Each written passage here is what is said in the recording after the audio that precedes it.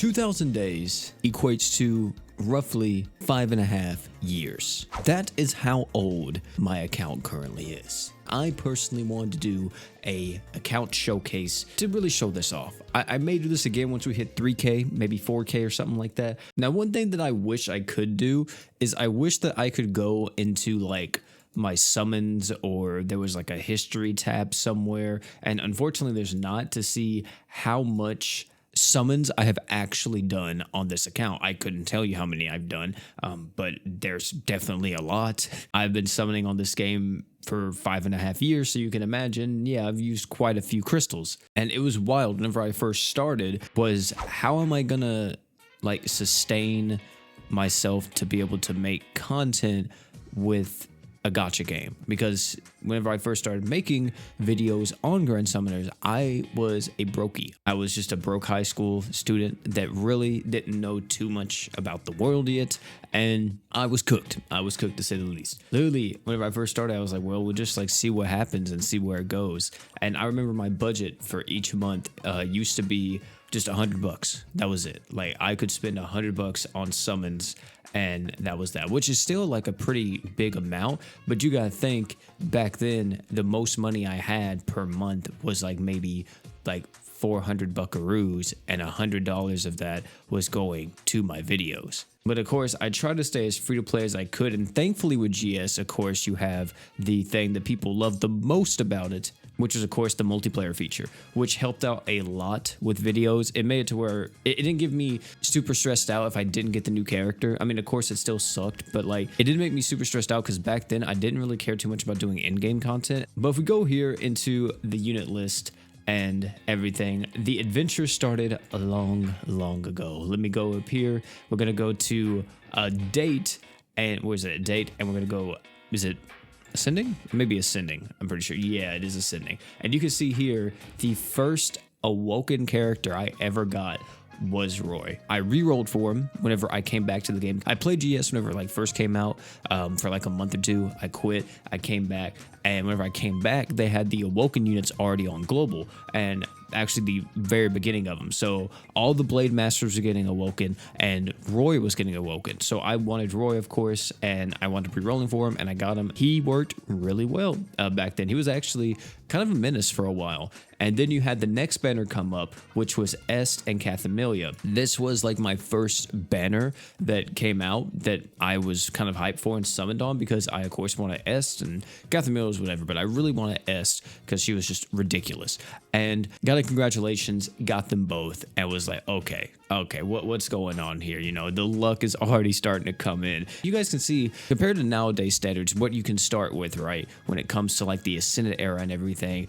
Your boy back then was working with bare bones, and I was working with bare bones for a minute. This was like my lineup. In terms of 5-star units, you had the top row right here, and then I think all the way up to Cathamelia, and I didn't summon again until, as you see here, the Golden Kamui banner came out. And then I got, of course, a few more 5-stars. But yeah, like back then, starting GS was like a wasteland, dude. It was like getting dropped into Fallout. Brand new game of Fallout. You've never played it before. You dropped in. You have nothing but a 9mm. What are you gonna do? You know what I mean? What you gonna do? You gonna go fight a Deathclaw right now? You could try. But Golden Kamui came out, which is a crossover that I think definitely deserves to get an ascended version of it. I don't know if it'll ever happen. But Shugimoto and Usurper came. I don't think this was a congratulations. I do know I pulled them within the same crossover period. I got Shugimoto first, and then I did another multi-summon, and I got Usurper right after. So yeah, it was crazy. I literally watched the anime because I was so hyped about this crossover coming, and I didn't know anything about it, so I was like, let me like watch it to see if I can maybe find out some stuff about it. This is actually the first video I ever edited to, was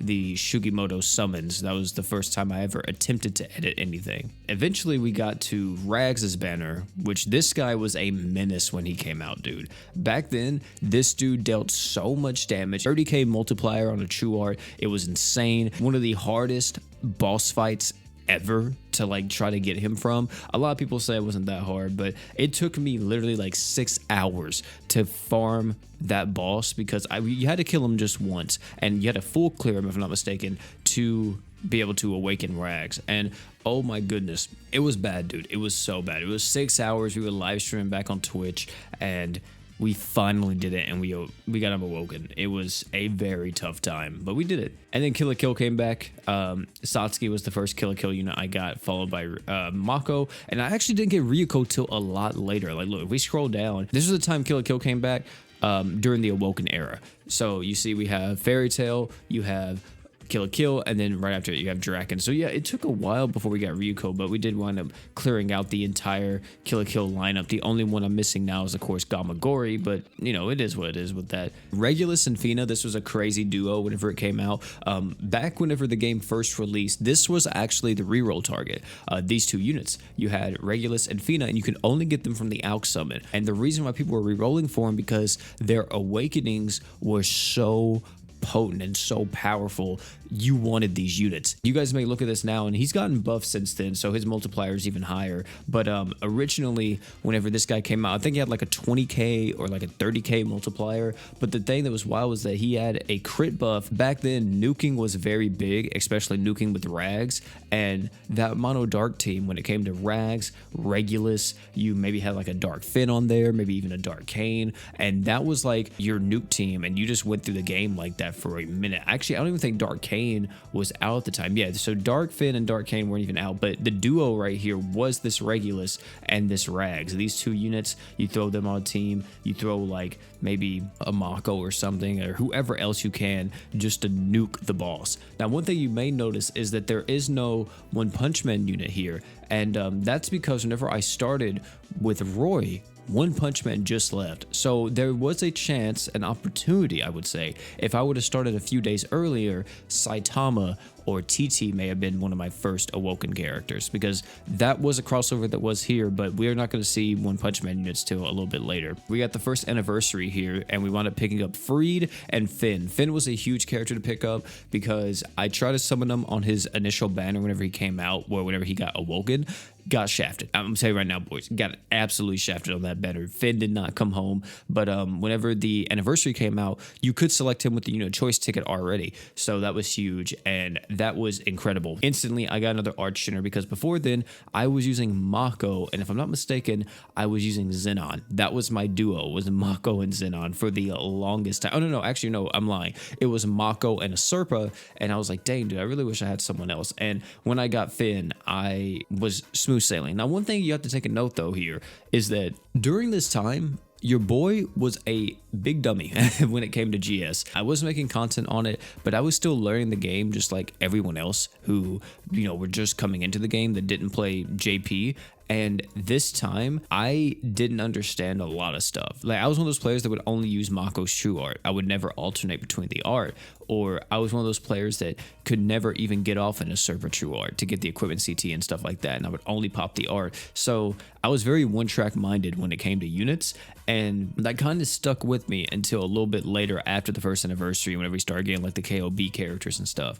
But yeah, so I wasn't even utilizing a lot of my units to the fullest. And I was having really bad times when it came to a lot of the in-game content, because I was like, dude, there's no way it's this hard. In reality, I mean, it was hard back then, but it could have been a bit easier if I actually utilized my units and was thinking more about my units and just focusing single-handedly on like, what's this character's strongest move? Oh, that's this. I'm just going to use that, which is so crazy to me, because in every other game I've played, when it comes to Devil May Cry or Yakuza or like Final Fantasy, strategy RPGs, fighting games especially, I've never been someone like that. I really try to like get into like the entire move list and really try to understand what each skill, each attack does. And for some reason when it came to GS, that part of my brain just left me.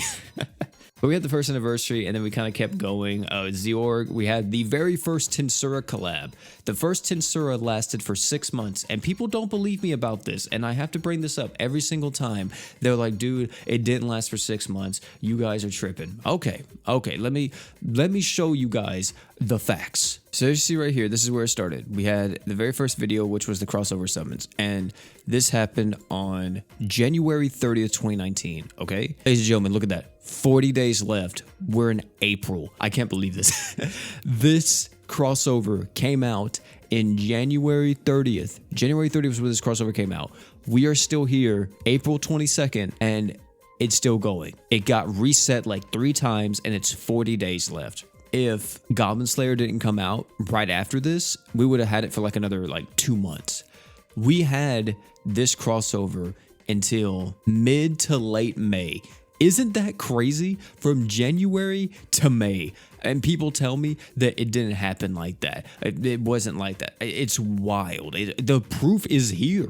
Go back. Look at the receipts. So yeah, Tensura lasted for way too long. But during that entire time, I only got Human Rimuru. That was the only character. For some reason, when it came to supports or when it came to crossovers, I only pulled support units. And that was it. And as you see here, we had Freed, which was the first anniversary. But after Freed, we actually had Berwick. Berwick wasn't supposed to come out until 1 year and like 6 months or even the 2-year mark. So you see, we kind of already were accelerating the schedule. And yeah, I didn't get him. He wasn't my first Blood Knight. My first Blood Knight was Rivy. Surprisingly, it was. I think my next one was Thetis. Yeah, I actually got Thetis, which was huge because back then this was like having Shiro Emiya. This was the Vox banner with Knives on it. This was also my first 4+ in the game, surprisingly. And yeah, got shafted on that. Got shafted and got Knives. I did so many summons on Vox's banner and never got him. And after that, we just kind of kept going. We had Dark Zeorg, which was the worst character release ever. He was just literally one of the worst units that's ever came out. And now we get to One Punch Man. This was the time that it came back with Season 2 units. And as you see, there's my Genos, there's Boros. Sonic was one of the characters that I pulled along with TT. I unfortunately didn't get Saitama, which was crazy because this was the era to have Saitama in. Nowadays, you know, he's still insanely good because of his crazy multipliers, but back then he was the nuker. You could just kill pretty much everything in the game, and he was way ahead of like the nuke meta. We got Berwick from the first Dream Summon, if I'm not mistaken. It was the very first Dream Summon we got Berwick from, which was crazy. It was wild. It was a insane time, man, to be alive. And then after that, we kind of just kept going, through the Blood Knights. We got them. Dark Cilia was another big one back then. And we got the crossover that shall not be named because they treat this like Voldemort, bro. And then One Punch Man came back again after Yu Hakusho. We have a lot of reruns when it comes to the crossovers, especially in the Awoken era. We didn't have too many new crossovers coming out. We always had a lot of reruns. And then we had a new crossover. As you see, we had Yu Hakusho, which was new. Then you had a rerun of One Punch Man. Then you had a rerun of Goblin Slayer. And then we had ReZero, finally. And then we get Tensura again. But this time we have all of the new like Christmas characters and New Year's characters. Kept going. Chloe, of course, you know, this unit was crazy back then. One of the biggest like dubs for free-to-play players because she was so good. Nowadays she's still pretty good, but she's mainly just, you know, a luck unit. Shaman King was pretty nice. And eventually, if we keep scrolling down here, you'll see that we finally get to, there's Haruto right there. Haruto we got from, I think, an Alk summon, or it was a Dream Summon ticket as well at the end of the year. But if we keep scrolling, you'll see that eventually we're going to get into like the end of the Awoken era. You see we have Draken, we have the Ryuko, we have the Urza. And mind you, at this current point in time, we didn't know that the Ascended era was coming because as you see there's War God Finn. So everything from here up, chat, is all like pre 5 years of GS. For 5 years, we only had the Awoken characters. We had just regular crossovers, nothing crazy. And of course, all the units that came out. And that was all that we had. And a lot of people say this was the peak of GS. This was the top of GS. GS will never like come back to this point, and they keep trying to chase to it. I personally feel like with the Ascendant era, we already kind of passed the peak of GS in terms of like players, revenue, all that. The Awoken era was really fun. It was great.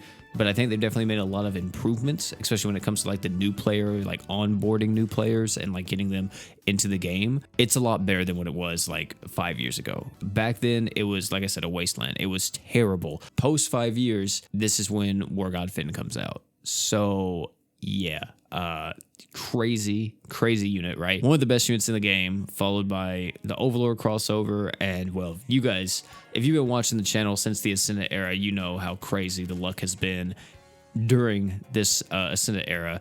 We've picked up some Awoken units too that we didn't have. You know, we have America, we have Muse. These units don't need no introduction though. You know, this is like, I feel like this is still fun to talk about, but at the same time, this wasn't really too long ago. If you guys have been watching the videos and stuff, you all know about this is in the history, but it's just kind of cool to reminisce and see everything that happened with this account so far. A lot of crystals have been spent, a good amount of money, but I don't think it's as much as some people may think. Like, some people think that I spend like thousands upon thousands per month on Grand Summoners. In reality, most months I don't spend over $200. I do get extremely lucky when it comes to a lot of my characters, and in total, from like within a 6-year span, well, about to be 7 years for GS Global, I would say I've spent maybe roughly around like $4,000 maybe, and that's a very rough estimate. It may be a bit more, maybe a bit less, possibly it's at 5k, but it's definitely not like reaching the 10k mark.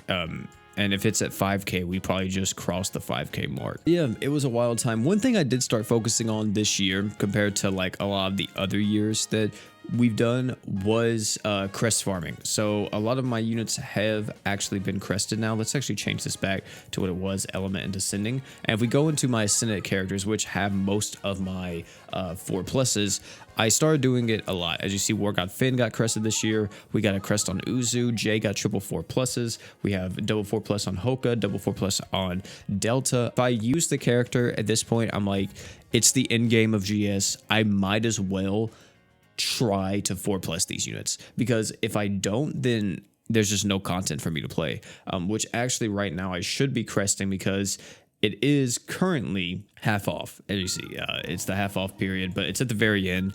This is usually the only time I crest is during half off, and that's mainly because the potion economy on global is god awful. You usually can never ever get over 100 potions if you're even semi-active on global, especially when it comes to crest farming or just playing the game. Yeah, you will never ever be over 100. If I was crest farming this week, this would be like at 50 by now, or even 40.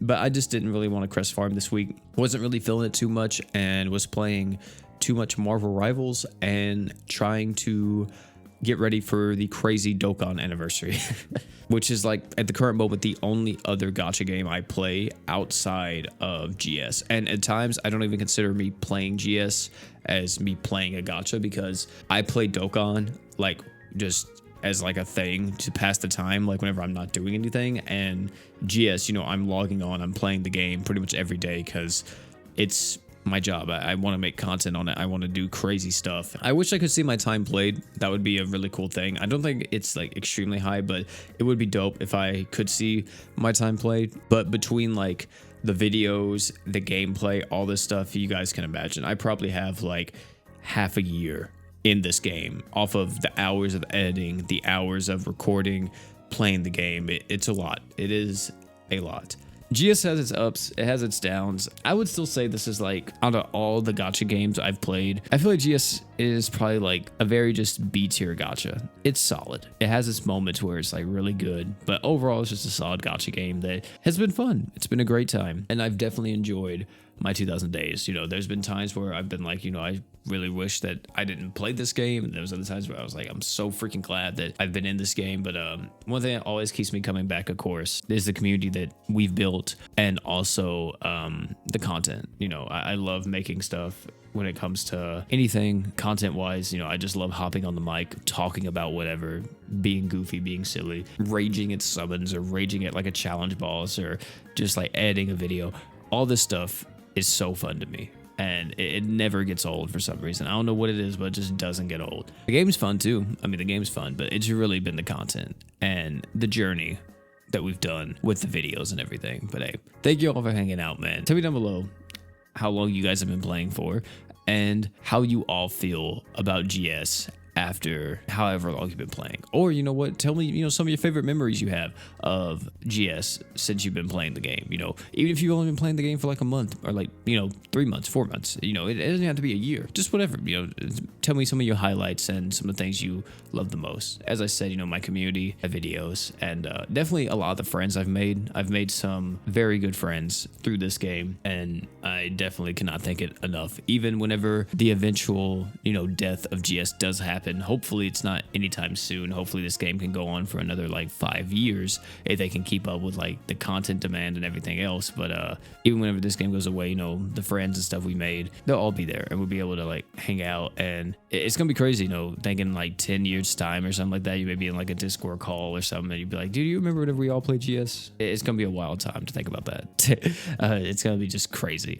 What's wild is Dokkan will probably still be around, probably the 20th anniversary. They're gonna be releasing 50 LRs in one video. Oh my god. That's gonna be it for this one, man. Thank you all again, and last but not least, you guys already know, don't forget to drink water.